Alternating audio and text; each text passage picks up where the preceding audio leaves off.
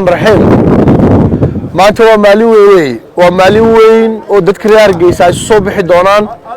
oo ay isugu soo baxayaan inay magaaladooda nadiifsadaan dadka reer Hargeysa magaaladooda inay jecel yihiin waan ogahay markii xoogooda muruqooda iyo maalkooda isu geeyaan inay taas samayn karaan halkan maanta degmada Axmed Dhagax horteeda ayaynu ka dhaqaaqi doonaa inagoo markaa haddaynu nahay dadweynaha ku nool degmada Axmed Dhagax guusheena ugu dambaysa galabta aynu arki doono ay noqon doonto degmadan oo nadiif ah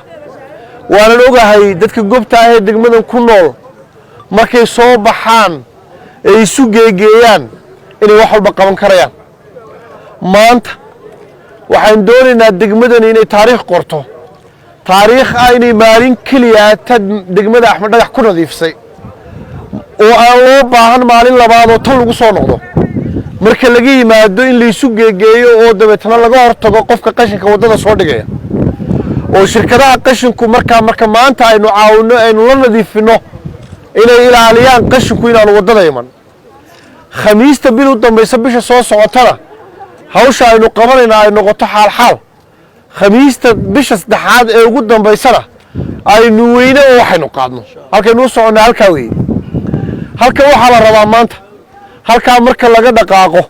ilaa galabta insha Allah ta'ala inaynan u kala tagin ilaa aynu hubino in degmadani ay nadiif tahay oo qashinka nadiif ka tahay waxa inta noo raaca waxaan u sheegayaa hab dhaqankooda markay wax ka bedelaan ayay degmadooda nadiif ahaanaysaa koow bacdanba waxba ku ridan haysan dukaanka lagu iibinayo bac soo sheeg sharciga qabanaya caagada biyaha aad ka cabto la doono halka loogu talagalay wadooyinka alaabta aanu soo dhigno qof waliba ha ilaaliyo sidii uu gurigiisa hortiisa yaalo dhagaxyaan ciyaalku ku dhufan yaan la jabin yaan laga qaadin meesha dawladda hoos dhigto waxa kale oo aynu rabnaa markaynu maanta shaqadeena wadano gudoomiyaha degmadu wuxuu ku amreeyahay wadooyinka aan sugahayn ee xiran inuu furo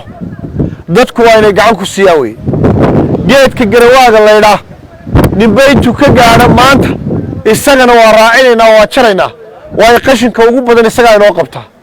halka waxaynu ka dhaqaaqaynaa inagoo niyadsan inagoo awoodeena aaminsan waayo maanta wada aragtaa waxa iskuulka inoo taagan waa xoogii dadkoo la isu geeyay gaari quraato dawladda hoosleeda kuma dhex jiro waa shacabkii Hargeysa soo baxay weey oo magaaladooda inay nadiifsadaan rabo weey marka la isu geeyo muruqa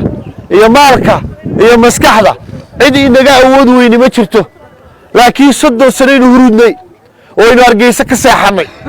waxaynu maanta u dhaqaaqaynaa Hargeysa adduunka inaynu tusno Hargeysa inay rag leedahay dumar leedahay oo ay nadiifsanayaan oo ay ka dhigayaan magaalo nadiif ah waa tamarteenu aynu iska wada xumaano aynu sida adduunku yahay inaan waxba u qurux badnaan laakiin waynu ka dhigi karnaa Hargeysa magaalo nadiif ah dumarkeenu gaari bay ahaan jireen waa dumar oo kaalintiini soo celiya qashinku guriga ka soo bixin guriga hortiisu nadiif ahaado markaad sidaas samayso Hargeysana markaa way isbedelaysaa taariikhda maanta iyo fariinta adduunka aan u dirayno waxaan rabaa in la tuso dadkani inay dad goba oo magaaladooda jecel oo awood u leeyahay magaalada nadiifsan yihiin fariinta aan dirayaa taaway saxaafadda waxaan uga mahadnaqayaa saacada la joogo xilliga la jooga kala hada inaad soo kalahdeen oo codkayga qaadaysaan oo dadka gaarsiinaysaan Hargeysay kii makaan haleelayno saacada haleelaysa maanta ku soo biirooha kaan geli koora haleelayno geli ka dambe ugu soo biir war maanta ninka gaari watana fariin baa u diraya war maanta oo kaliya oo gaarigaaga iska dhigato haddii horta gaari weyn yahay waxbuu qabanayaa kan ha lagu qaado qashinka gawaarida xaragada war maanta maalin aynu lugayno oo aynu foorasano oo nin waliba caagada iyo baada dhulka taal u qaado ha noqoto ee maanta si saxmadu u yaraato oo shaqada aynu qabanayno aynu ugu guuleysano maanta waxaan idin ka codsanayaa dadka reer Hargeysa gawaarida guriga ka kaalaya soo lugeeya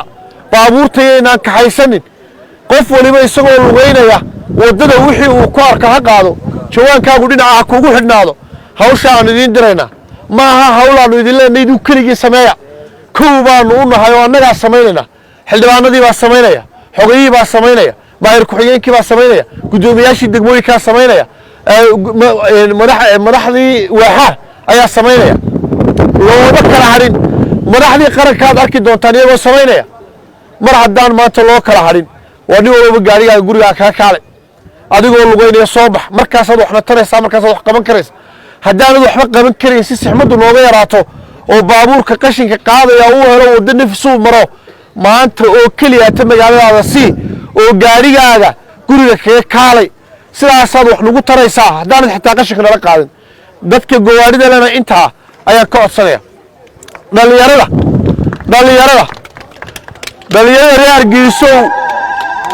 reer Hargeysa waxaad doonaysaan inaad ku noolaataan magaalo nadiifa haddaynaan xooggeenna iyo muruqeenna aynaan isu geyn idinkaa noogu awood badan noogu xoog badan u dacyar maanta waa maalintiinnii waa maalin degmooyinku tartamayaan dhallinyarada reer Axmed Dhagaxow soo baxa ololaha gelinka hore ilaa gelinka dambe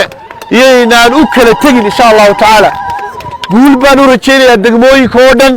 gaar ahaan degmada Axmed Dhagaxaynu saaka ka iba furayno ololaha ee aan dhex taaganahay ayaan u rajaynayaa guul weyn awoodeenna aan muujino galabta markuu gobolku dhacana degmooyinku way tartamayaane talaynu taagana ha noqoto tawgu nadiifsan. Wassalaamu calaykum waraxmatullahi